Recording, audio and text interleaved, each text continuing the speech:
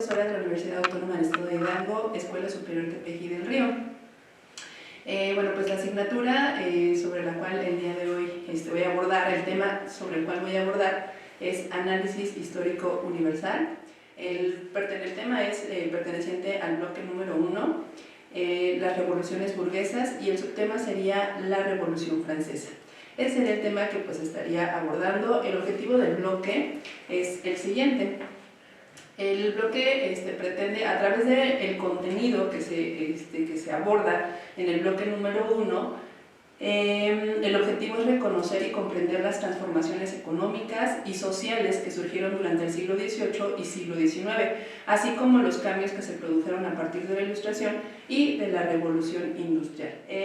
Los subtemas o los temas que vamos a abordar acerca de la Revolución Francesa son las causas que dieron origen a la Revolución Francesa, los antecedentes de la Revolución Francesa, las etapas en las que se desarrolla este movimiento y las consecuencias del mismo. Ok, bueno, entonces comenzamos ya de lleno con el tema. Bueno, pues es importante aquí hacer pues una pequeña introducción, un preámbulo sobre el tema de la Revolución Francesa. ¿Sabías que la Revolución Francesa es uno de los acontecimientos pues más importantes que da fin a la Edad Moderna e inicio a la Edad Contemporánea? Ya que gracias a la Revolución Francesa se transforma el sistema de pensar o el pensamiento del ser humano. Se da un cambio radical, y este cambio que pues viene de las cuestiones intelectuales o la manera de pensar, trae como consecuencia también transformaciones en las cuestiones políticas, económicas y sociales. Entonces, todos esos cambios, todas esas transformaciones que se dan a raíz de la Revolución Francesa, pues son lo que originan el fin de una edad o una época histórica y el inicio de una nueva, que es el fin de la Edad Moderna y el inicio de la Edad Contemporánea. Las causas que dan origen a la Revolución Francesa. Es importante mencionar que la Revolución Francesa pues también es, les decía, un acontecimiento muy importante que se origina en el siglo XVIII, que tiene su origen pues en el año de 1789. En el año de 1789 surge pues todo este acontecimiento. En Europa se han dado toda una serie de transformaciones, toda una serie de cambios que se suscitaron a raíz de dos movimientos importantes, que son la Ilustración y la Revolución Industrial.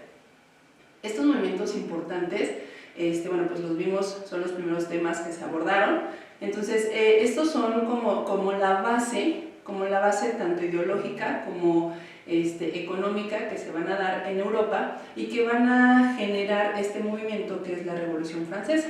Sabemos que cuando hablamos de una revolución estamos hablando de un cambio, de una transformación. Entonces, es eso, es una serie de cambios, una serie de transformaciones que se van a dar en Francia a raíz de una serie de situaciones que se fueron dando. Entonces, les decía, las causas que dan origen a la Revolución Francesa las podemos clasificar en dos: causas internas y causas externas.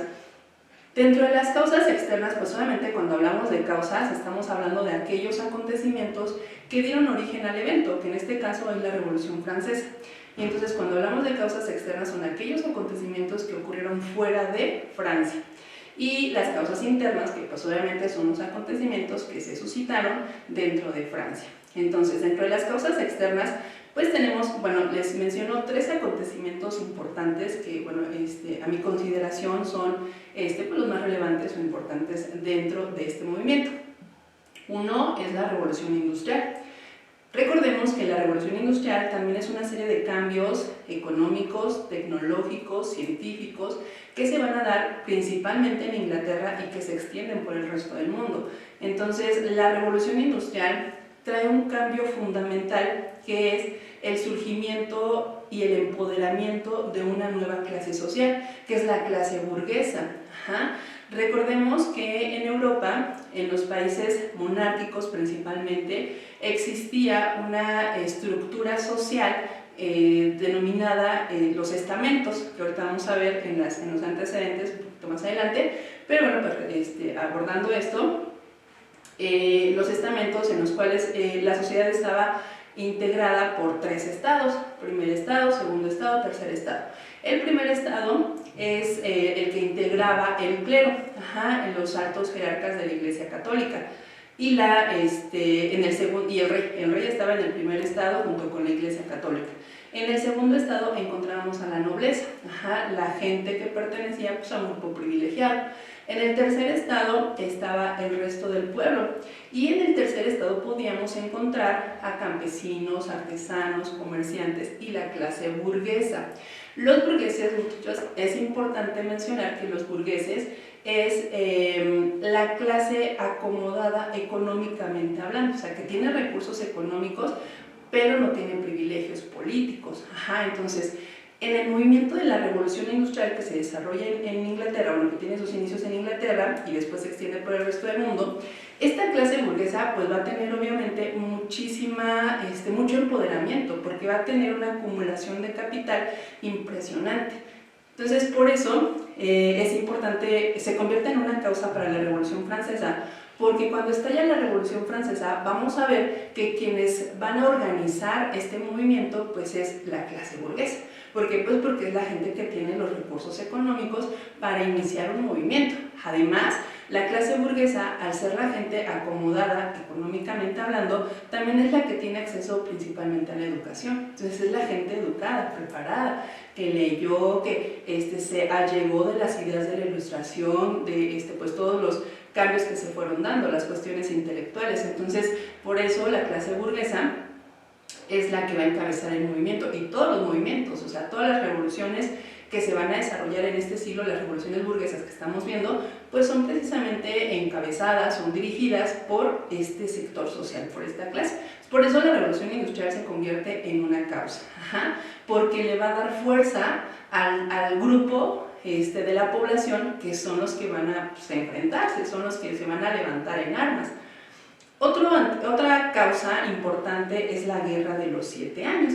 La Guerra de los 7 años es un conflicto que se desarrolla entre Inglaterra y entre Francia.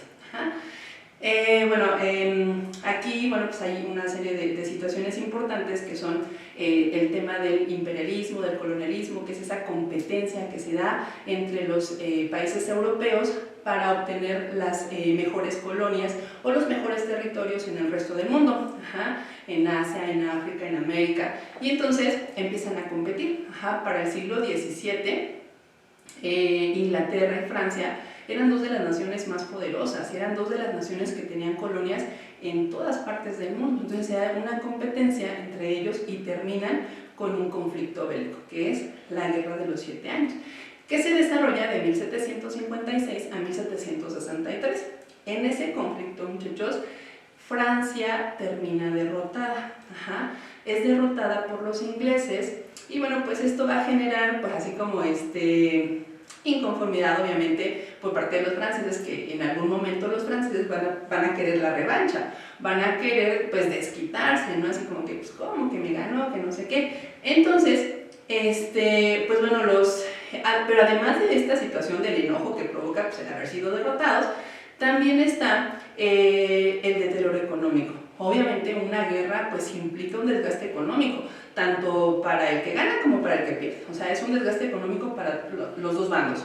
Sin embargo, el país que pierde más, ¿no? Porque es obviamente el que tiene que pagar los gastos generados por el conflicto. Entonces, al final, Francia termina con una crisis económica que aparte pues, o sea, venía arrastrando otras situaciones además de la derrota en la guerra. Otra situación, otra causa es la independencia de Estados Unidos.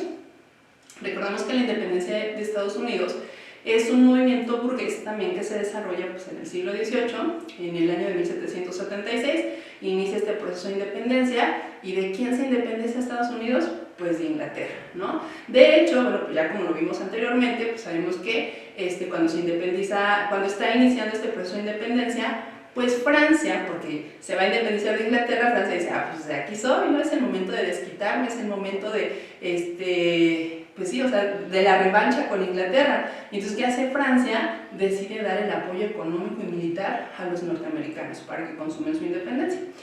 Y entonces, pues bueno, ya Inglaterra pues se queda con su coraje porque finalmente, con todo el apoyo que recibe Estados Unidos, termina consumando su independencia.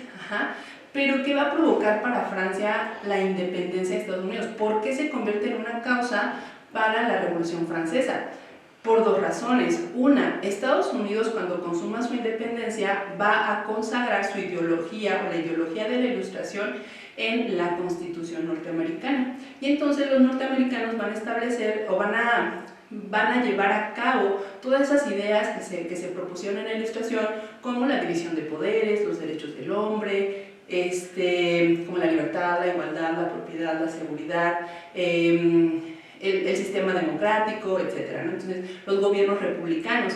Entonces, bueno, pues se convierte en un ejemplo a seguir. Es un modelo a seguir, es así como que los franceses voltean a ver a los norteamericanos y dicen, no, pues imagínate, si ellos pudieron y se enfrentaron contra toda una nación que era Inglaterra, y ahora tienen pues todo lo que nosotros queremos, ¿no? La libertad, la igualdad, etc. Entonces se convierte en una base ideológica. Pero también otra razón, otro motivo por la cual es una causa, es que para que Francia pudiera apoyar a Estados Unidos, obviamente tuvo que invertir dinero, ¿no? Entonces sabemos que pues, Francia no estaba bien económicamente. Eso va a provocar otra vez el deterioro económico para Francia, ¿no? Entonces nos pasamos a las causas internas, que dentro de las causas internas tenemos principalmente la crisis económica. O sea, Francia está viviendo una situación económica tremenda, o sea, muy, muy mala. Ahorita vamos a mencionar qué ocasiona esa crisis económica que incluso va a detonar el inicio de la Revolución Francesa. Una gran desigualdad social. Ya les decía que la estructura social en Francia estaba integrada por estamentos: primer estado, segundo estado y tercer estado. El primer y el segundo estado, que eran el clero, el rey y la nobleza, eran los privilegiados, eran los más ricos, los dueños de las tierras, era la gente que tenía pues todo en su poder, tanto económico como políticamente hablando. Y aparte de tener todo, no pagaban impuestos, mientras que el tercer estado, que eran los más pobres, a los que les iba pues, muy mal, eran los que tenían que pagar estados. Entonces por eso, pues, eso generaba una gran desigualdad social. Obviamente los más enojados eran la clase burguesa, ¿no? Que eran pues, los que más se daban cuenta de cómo estaba la situación. Y finalmente, las ideas de la Ilustración. Sabemos que la Ilustración es un movimiento que tiene su mayor auge en Francia, entonces obviamente pues, va a tener consecuencias, ¿no? O sea, todas las ideas de Montesquieu, de Rousseau, de Voltaire, pues obviamente van a influir en pues, la gente de la clase burguesa. Esas serían las principales causas que dan origen a la Revolución Francesa. Ahora vamos con los antecedentes. Los antecedentes, bueno, cuando hablamos de antecedentes, pues obviamente nos referimos a aquellos eventos ocurridos previos al hecho, previo a la Revolución Francesa. Entonces, como antecedente tenemos el sistema de gobierno que tenían los franceses. Era un sistema absolutista. Y bueno, pues este sistema tenía siglos que se llevaba a cabo. En este sistema, quien gobernaba pues era un monarca, era un rey. Y el rey tenía un poder absoluto, por eso es el sistema absolutista. Se consideraba que el rey era un ser divino, que era elegido por Dios, que Dios le había dado el poder, ¿no? O sea, que Dios le entregó a los reyes el poder directamente. Entonces nadie podía ir en contra de las disposiciones de los reyes, excepto la iglesia, que pues, era con la que pues, ahí se iban llevando, ¿no? en cuanto a poder. Y bueno, pues como antecedente inmediato tenemos que a partir de 1774 asume el trono de Francia el rey Luis XVI y su esposa María Antonieta, que no se convirtieron en los mejores reyes de Francia, muchachos, ya que Luis XVI pues toma el trono muy joven. La verdad es que cuando su abuelo Luis XV muere, él estaba pues como que en otro rollo, él sentía que no estaba preparado para convertirse en el monarca de una nación. Sin embargo, pues ya no tenía opción, ya no había otra, ¿no? O sea, era de, pues, te toca y te toca ya. Entonces, pues bueno, asume el trono, era una persona muy influenciable, de carácter se dice, y María Antonieta pues tenía mucha influencia en él. María Antonieta era hija de los reyes austriacos, era una princesa austriaca. Y bueno, pues obviamente fue educada como una princesa, tenía, pues era muy caprichosa, se dice, ¿no? O sea, tenía muchos caprichos, era muy gastalona, joyas, ropas, zapatos, lujos, banquetes, fiestas, y todas esas cosas, muchachos, van a convertirse en un problema. Se van a convertir en un problema porque acabamos de hablar de la crisis económica, el pueblo francés estaba muriendo de hambre, porque, bueno, algo que olvidé mencionar es que esta crisis económica no era derivado solamente de las guerras, tanto de la de los 7 años como la de el apoyo a Estados Unidos, sino también una serie de condiciones climatológicas que se estaban dando en Europa y pues que también estaban afectando obviamente a Francia, que estaban generando sequías. Y entonces Francia era un país agrícola, entonces la gran mayoría de sus recursos lo obtenían de la tierra. Entonces si la tierra no estaba produciendo, pues eso también estaba agravando la situación económica. Entonces el tercer estado, que eran los que pagaban impuestos, eran quienes más lo sentían, porque pues ellos sentían que pagaban y pues no había para comer, o sea, los campesinos estaban muriendo de hambre. Mientras tanto volteaban a ver a sus reyes y pues en el Palacio de Versalles la opulencia, ¿no? O sea, las fiestas, los banquetes, las joyas carísimas y bueno, entonces todo esto va a generar obviamente descontento, por eso se convierte en un antecedente. Otro antecedente, ya les comentaba, era pues la estructura social, ¿no? Que incluso se convierte en una causa porque hay una desigualdad social. El primero y el segundo estado, a pesar de ser los más ricos, de tener muchos privilegios, pues no pagaban impuestos, mientras que el tercer estado, que eran los más pobres, a excepción de la clase burguesa, que pues era la gente de dinero, podemos decir que era como la clase media, pero también pagaban impuestos, no tenían privilegios. Entonces, todo esto, ese es el contexto, eso es lo que se está viendo en Francia. Y hay otro antecedente, muchachos, que es bien importante, que es el antecedente incluso el que va a detonar el estallido de la Revolución Francesa. Les decía, la situación económica es gravísima, ¿no? O sea, ya no hay para comer, el pueblo está muriendo de hambre, hay mucha inconformidad, y entonces la situación está tan delicada que el rey Luis XVI convoca a una reunión. A esta reunión se le conoce como la reunión de los Estados Generales. Es la reunión de los Estados Generales, muchachos, porque es una reunión en la que participan representantes de los 3 estados, primer estado, segundo estado y tercer estado. Era algo que casi no se veía, o sea, que era muy difícil que se llevara a cabo una reunión de los Estados Generales. La última reunión se llevó en el año de 1603, o sea, imagínense cuántos siglos, un siglo, más de un siglo, casi 2 siglos, habían transcurrido para que se llevara a cabo otra reunión. Pues generalmente los que tomaban decisiones era el primero y el segundo estado y no consultaban al tercer estado. Pero en esta ocasión las condiciones de Francia eran tremendas, eran terribles. La situación económica estaba pues muy mal, ¿no? Entonces Luis XVI estaba preocupado. Decide convocar a la reunión, que se lleva a cabo en mayo de 1789, y dentro de la reunión el objetivo era dar solución a la situación económica. Pero resulta que pues se vuelve todo un caos, o sea, se vuelve todo un conflicto. Les comento, de cada estado, se dice que en total había 600 diputados en la reunión de los estados generales. 150 diputados que pertenecían al primer estado, 150 al segundo, no es cierto, perdón, 300 entonces eran 1200. 300 diputados al primer estado, 300 al segundo estado y 600 al tercer estado, porque el tercer estado era la mayoría de la población. El primero y el segundo estado apenas se representaban entre el 1 y el 2% de la población francesa, o sea, el 98-97% de la población era el tercer estado. Entonces, obviamente, pues había una mayor representación por parte del tercer estado. Los 300 diputados del primer estado, 300 del segundo estado y 600 del tercer estado. Estando en la reunión, el tercer estado hace una propuesta y dice, bueno, si el problema es la situación económica, ¿por qué no el primero y el segundo estado, que son los que tienen más recursos, pues también pagan impuestos, ¿no? Entonces, pues así nos ayudan también, porque pues tenemos toda la carga nosotros. Entonces, obviamente el primero y el tercer estado pegaron el grito en el cielo, ¿no? El segundo estado, perdón. Obviamente ellos no querían pagar impuestos, era un privilegio que ellos tenían y pues no querían pues como renunciar a ese privilegio. Entonces no lo aceptan, de hecho se somete a votación esta propuesta, pero resulta que las votaciones se hacían por estado.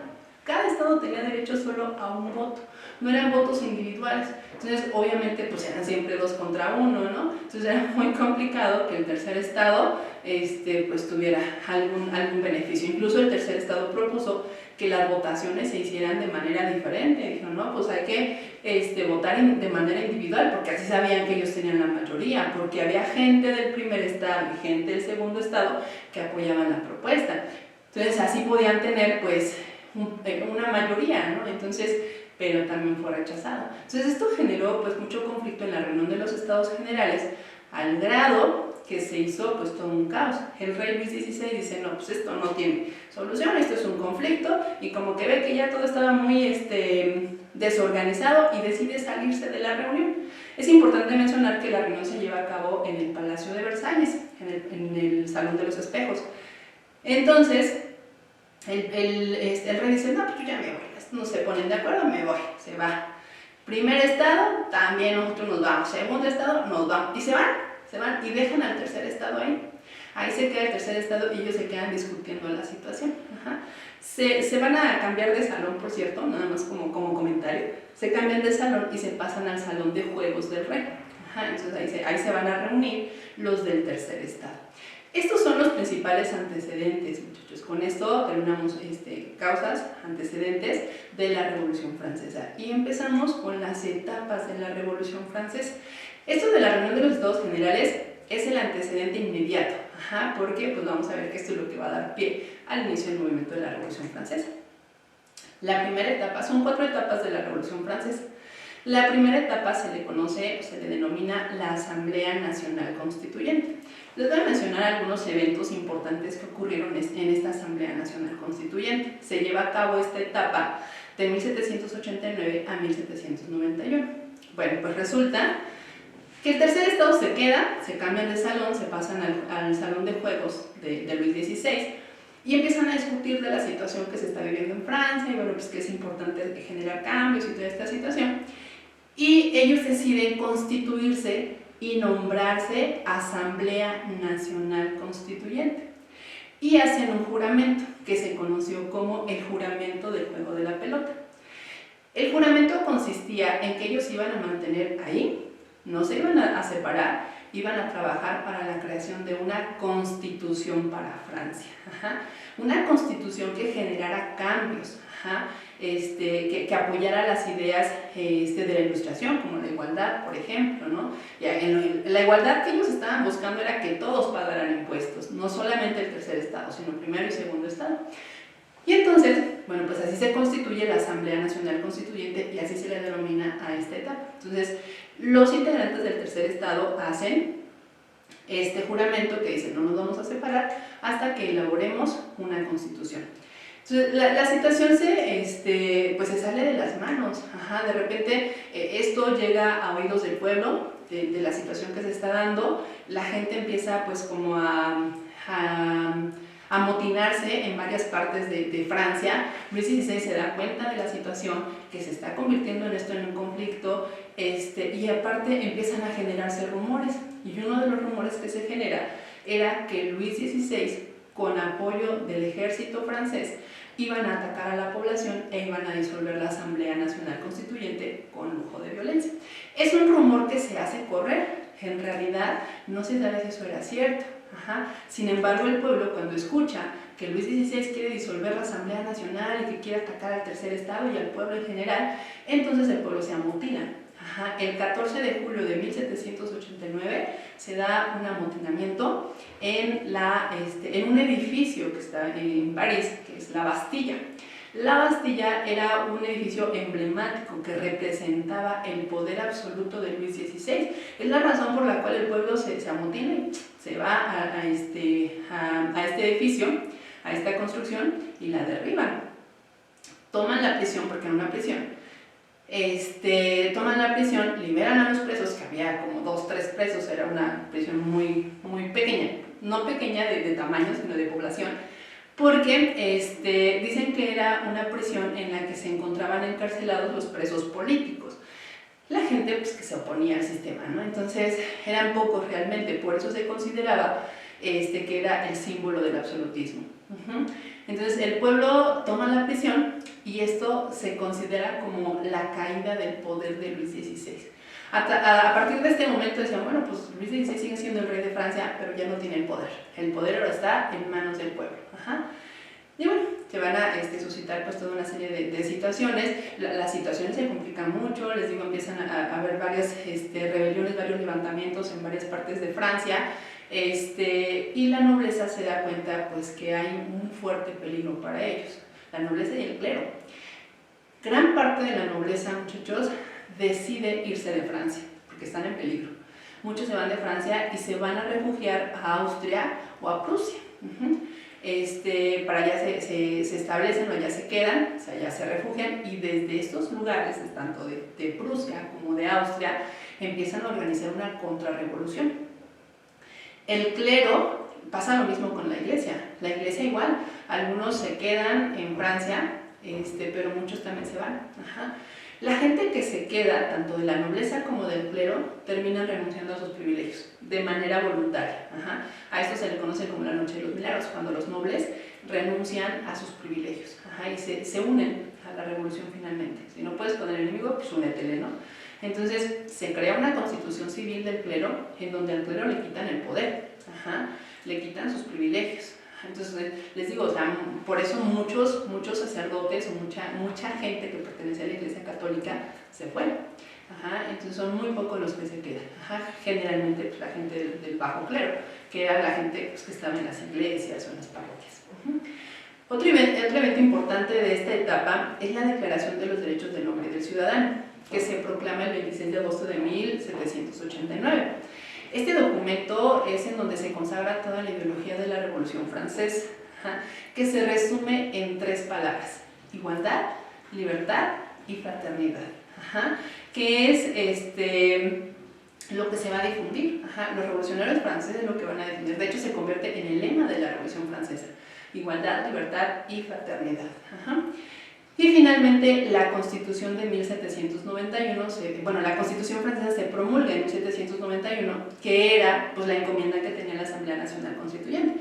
En eso consistía el juramento. Se proclama la Constitución y en el contenido de la Constitución se establecen pues, estos ideales, ¿no? Que es la igualdad de las personas ante la ley, la libertad y la propiedad, la seguridad, el derecho a rebelarse ante cualquier sistema opresivo, la división de poderes, el sistema democrático. Pero, ojo, recordemos que aquí quien va a tomar la batuta, quien va a tomar el poder es la clase burguesa.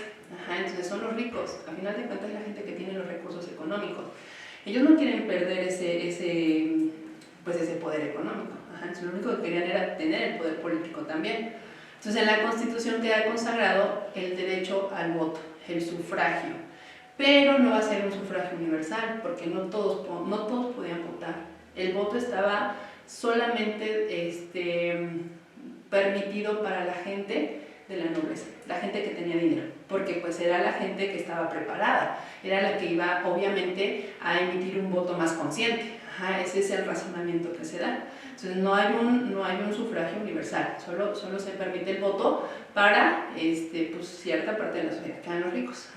Pero eso queda estipulado en la Constitución. Y también queda estipulado la igualdad, es decir, todos iban a pagar impuestos, fuera el rey, fuera la iglesia, fuera el papa, o sea, todos iban a pagar impuestos, porque todos eran iguales ante la ley, queda estipulado en la Constitución de 1791. Y empezamos con la segunda etapa, que es la Asamblea Nacional Legislativa. Es una etapa más cortita, que va de 1791 a 1792. En esta segunda etapa es importante mencionar que pues ya Luis XVI perdió mucho poder. O sea, Luis XVI en la Constitución de 1791 se mantiene el sistema monárquico, pero una monarquía constitucional, en donde Luis XVI tenía que obedecer las disposiciones de la Constitución. Sin embargo, Luis XVI obviamente no lo va a aceptar porque él está acostumbrado a tener un poder absoluto.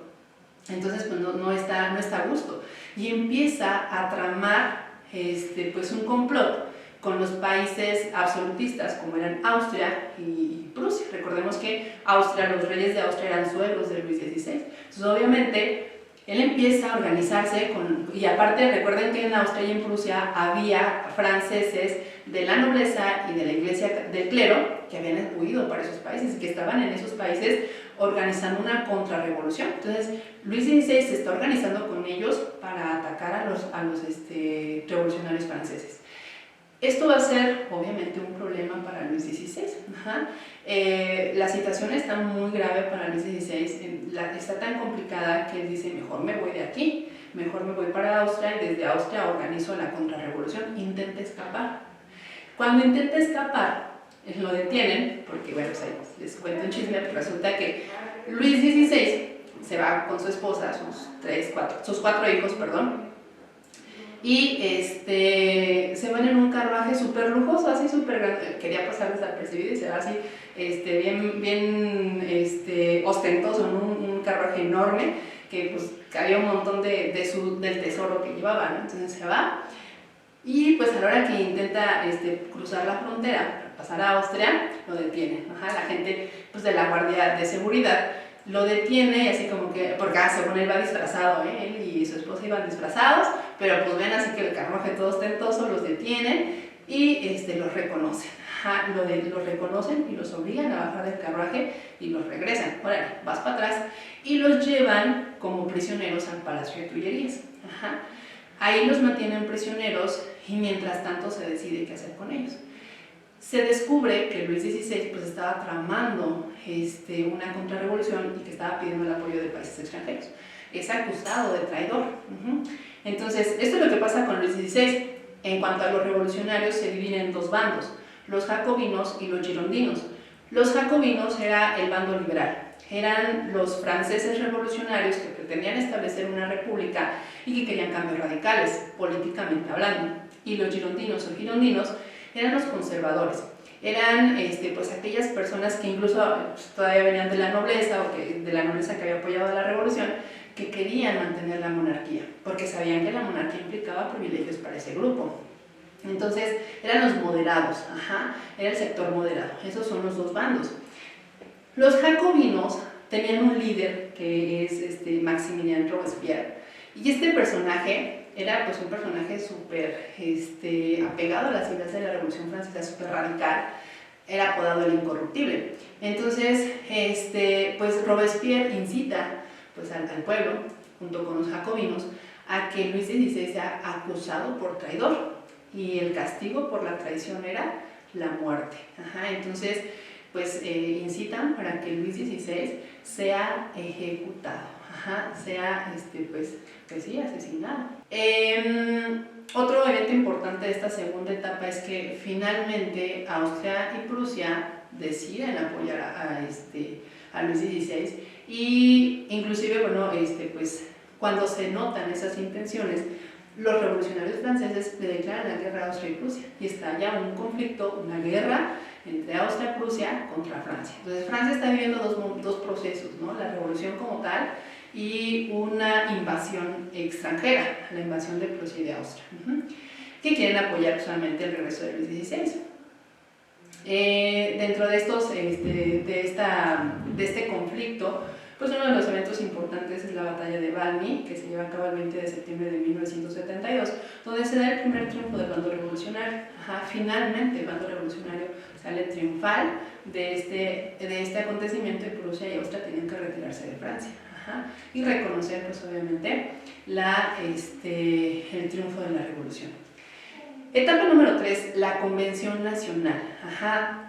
Pues bueno, resulta que Luis XVI es considerado un traidor, los jacobinos toman el poder, toman el mando del movimiento revolucionario, y se constituye un organismo conocido como la Convención Nacional, que es dirigida y encabezada por los jacobinos, quienes van a crear pues una etapa conocida como el régimen del terror, porque pues les decía, lo encabeza Robespierre, y Robespierre, el incorruptible, dice, ¿no? Pues que todo aquel que esté en contra de las ideas de la Revolución Francesa es un enemigo, y a los enemigos se les da cuello, ¿no? Y entonces se empieza inclusive a ejecutar a miles de personas en esta etapa, que es una etapa cortita realmente, del 92 al 95, a miles de personas.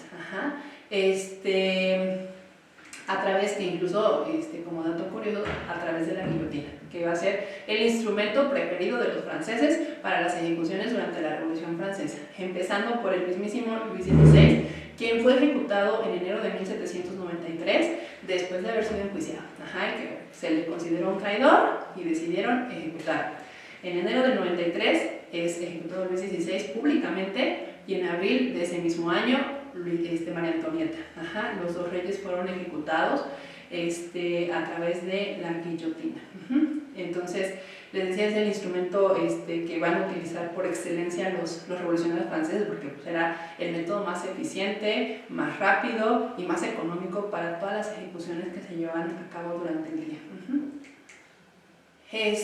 Otro evento que podríamos mencionar importante dentro de esta etapa, de la tercera etapa, que es la Convención Nacional, la creación de un calendario de la Revolución, que es un calendario completamente civil, que no tiene nada que ver con la Iglesia Católica. Se cambian los nombres de los meses, o sea, no coincide para nada con el calendario gregoriano, porque se decía, los revolucionarios decían que el calendario gregoriano pues, era un calendario católico, ¿no? Entonces era pues, ir en contra de la Iglesia Católica, porque los revolucionarios franceses estaban peleadísimos con la Iglesia Católica, entonces era ir en contra de la Iglesia.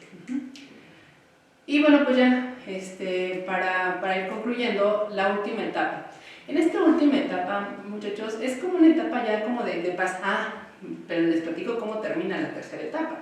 La tercera etapa termina en que todo se sale de control. Robespierre empieza a ejecutar a diestra y siniestra. O sea, cualquiera que dijera, es que la revolución, ¿cómo? ¿Estás usando? Muerte, ¿no? Entonces los ejecutaban porque pues era o es o no es, tibios no queremos, ¿no? Y entonces los mismos jacobinos empiezan a temer por ellos.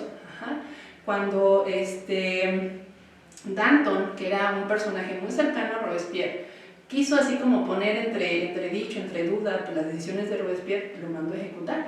Todo el mundo decía, bueno, si Danton, que era el amigo de Robespierre, fue ejecutado, ¿qué nos espera a los demás, no? Termina organizándose una revuelta contra Robespierre, lo terminan destituyendo del cargo, porque pues, era el máximo dirigente de la Revolución Francesa, lo terminan destituyendo del cargo y lo terminan ejecutando también a través de la guillotina. 27 de julio de 1794 es ejecutado Robespierre, el que a hierro mata, a hierro muere, muchachos. Entonces, de esta manera culmina la etapa de la Convención Nacional. Y quienes van a retomar otra vez la dirigencia del movimiento revolucionario son los girondinos, el bando así como moderado. Y establecen un sistema de gobierno llamado el directorio, que estaba integrado por 5 personajes que eran considerados los directores, que eran los que representaban al poder ejecutivo. Entonces ya esta es una etapa en la que viene como ya la estabilidad, podríamos decir, de la Revolución Francesa, y en esta etapa destaca la figura de Napoleón Bonaparte, en la que Napoleón Bonaparte se convierte en el dirigente del ejército francés y realiza varias campañas. Incluso se le considera pues uno de los líderes del ejército francés que intervienen y que tienen mucho que ver en el triunfo contra la coalición de Austria y de Prusia, ¿no? O sea, la derrota contra Austria y Prusia. Y bueno, pues Napoleón empieza, les digo, a tener como mucho prestigio, organiza algunas campañas militares contra Italia, contra Egipto, recluta pues alguna gente forma ejércitos extranjeros para continuar, pues empieza él con la idea de expandir las ideas de la Revolución Francesa y también de expandir el poderío de los franceses. Finalmente, Napoleón Bonaparte da un golpe de estado en noviembre de 1799, conocido como el 18 Brumario. 18 Brumario es el mes de noviembre en el calendario revolucionario de los franceses. Se le conoce a este golpe de estado como el 18 Brumario, que es el momento en el que Napoleón da el golpe de estado y para quitar del poder a los directores. Y con esto se considera que terminó la Revolución Francesa. Después de 10 años, muchachos, se da fin a este conflicto. Y bueno, pues por último, como consecuencias de la Revolución Francesa, algunas consecuencias que considero fueron muy importantes es que se destruye el régimen feudal. se da un reparto de tierras, se elimina esta figura de que una persona pueda tener grandes extensiones de tierra, solamente queda la pequeña propiedad. Se derrota la monarquía, se le da un duro golpe a la monarquía, porque no solamente se va a acabar con la monarquía de Francia, sino que cuando Napoleón empieza a difundir las ideas de la Revolución Francesa por toda Europa, muchos reyes van a caer. Entonces, por eso les decía que la Revolución Francesa trae un cambio a nivel mundial, o sea, porque el sistema monárquico decae no solo en Francia, sino en todo el mundo. Surge un nuevo sistema de gobierno, que es la República, en donde cualquier personaje del pueblo podía convertirse en el dirigente de una nación. Cualquier entre comillas, porque en realidad quien toma el poder son la clase burguesa. Se crea y se difunde la Declaración de los Derechos del Hombre y del Ciudadano, que son las ideas de igualdad, libertad y fraternidad. La separación de la Iglesia y el Estado. Le dan un duro golpe también a la Iglesia, o sea, pierde muchísimo poder porque les decía, la Iglesia junto con los monarcas pues eran los que controlaban todo el poder en el mundo, bueno, en Europa principalmente. Y bueno, pues con la Revolución Francesa se separa y la Iglesia queda relegada, pierde mucho poder. El poder queda en manos de la clase burguesa, los ricos. Y bueno, pues la Revolución Francesa influyó en otros movimientos como fue la independencia de México, por ejemplo, la independencia de Iberoamérica. Y bueno, esos serían pues, los acontecimientos pues, más importantes relacionados con la Revolución Francesa, que es un acontecimiento pues, muy importante.